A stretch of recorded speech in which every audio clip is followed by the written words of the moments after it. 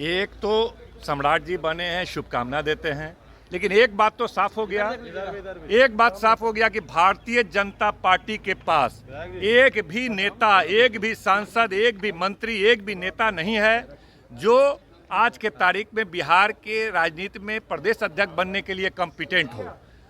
सम्राट चौधरी कौन है? कल तक वो हमारे साथ थे, कल तक वो जदयू के साथ थे, हमारे यहाँ मंत्री बने हुए थे, हमारे सब कुछ थे। भाजपा के पास एक भी व्यक्ति नहीं है जो इतने सांसदों का लिस्ट है, इतने विधायकों का लिस्ट है, इतने बड़े बड़े नेताओं का लिस्ट है, किसी को भी वो प्रदेश अध्यक्ष या किसी भी चीज़ में आगे बढ़ा सके, चेहरा बना सके, उनके पास एक शख्स नहीं है। ये प्रमाणित हो गया। सम्राट चौधरी जो कल तक हमारे साथ थे, वो तो समझिए कि विपक्ष जो हम लोग हैं यहाँ बिहार में कितने मजबूत है कि हमारा एक साधारण कार्यकर्ता भाजपा के पास चला जाता है तो भाजपा के शीर्ष पदों पर बैठता है। ऐसे सम्राट चौधरी जैसे सैकड़ों लोग हमारे पास हैं। हमारा एक व्यक्ति जाता है, उनका शीर्ष पदों पर बैठता है। भाजपा के पास किसी में दम नहीं है, इसलिए सम्राट चौधरी को बनाना मजबूरी पड़ा।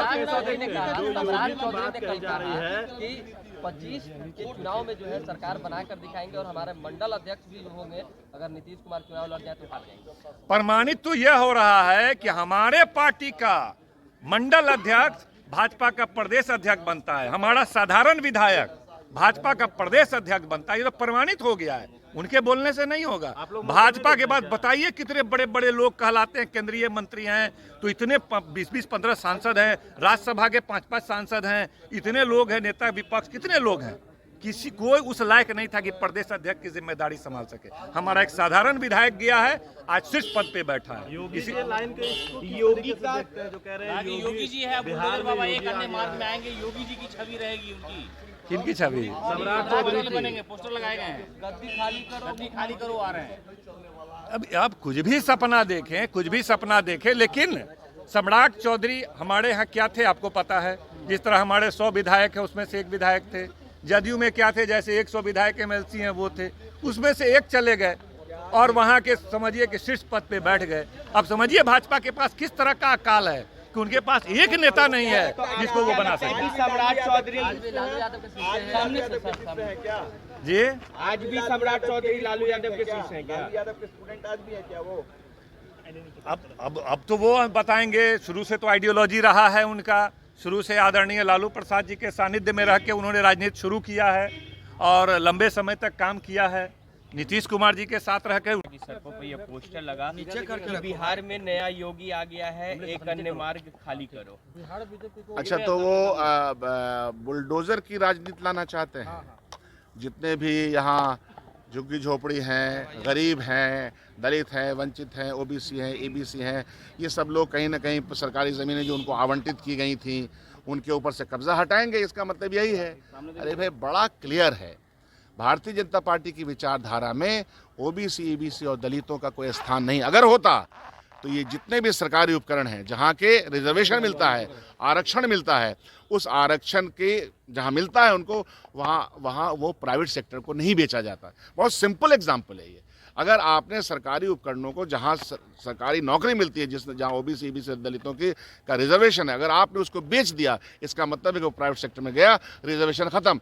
तो इसलिए उनके पास बोलने का कोई नैतिक आधार नहीं। अगर है उनमें हिम्मत, भाजपा के बिहार अध्यक्ष में हिम्मत है, तो वो बोलें कि प्राइवेट सेक्टर में भी रिजर्वेशन जारी करेंगे और भारतीय जनता पार्टी की सरकार जो देश की है वो अनाउंस कर दे।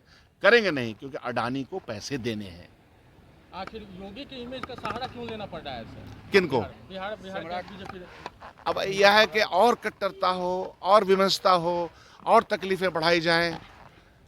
जब विचार शून्य लोग होते हैं और विचार के लिए कोई यज्ञ नहीं करते। हमने उस दिन कहा था ना, गीता का श्लोक सुनाया था कि विचार के लिए इन लोगों को योग करना है। अच्छे विचार, कर्म के विचार अगर इनमें नहीं है तो ये लोग ऐसे ही बातें करते हैं जिसका आम इंसानों पर, समाज पे कोई फायदा नहीं होता।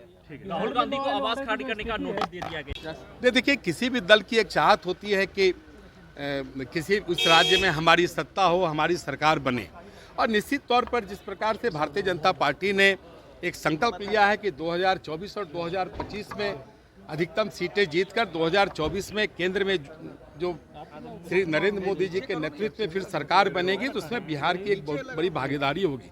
और उसी प्रकार 2025 में हम सब भारतीय जनता पार्टी व एनडीए के नेतृत्व में बिहार में हमारी सरकार बने, इसके लिए हम सब प्रयास कर रहे हैं। उसी संदर्भ में इस तरह की बात 2025 में मुख्यमंत्री के उम्मीदवार हैं सम्राट चौधरी। नहीं, देखिए अभी इस प्रकार की कोई तय नहीं है। वो अध्यक्ष के रूप में उन्होंने कहा है कि हम बिहार में सरकार बनाने की स्थिति में आएंगे और अपने कुशल नेतृत्व से बिहार में सरकार कैसे बने इसके संबंध में वो प्रयास करेंगे। निश्चित तौर पर आप देखे होंगे कि महागठबंधन की सरकार बनने के बाद पूरे बिहार में जो एक आम मतदाताओं में भारतीय जनता पार्टी के प्रति एक अच्छा संदेश गया है और केंद्र की सरकार ने जो अच्छे काम किए हैं उसके लिए बिहार ही नहीं पूरे देश में जो एक अच्छा वातावरण बना है उसका लाभ बिहार को मिलेगा।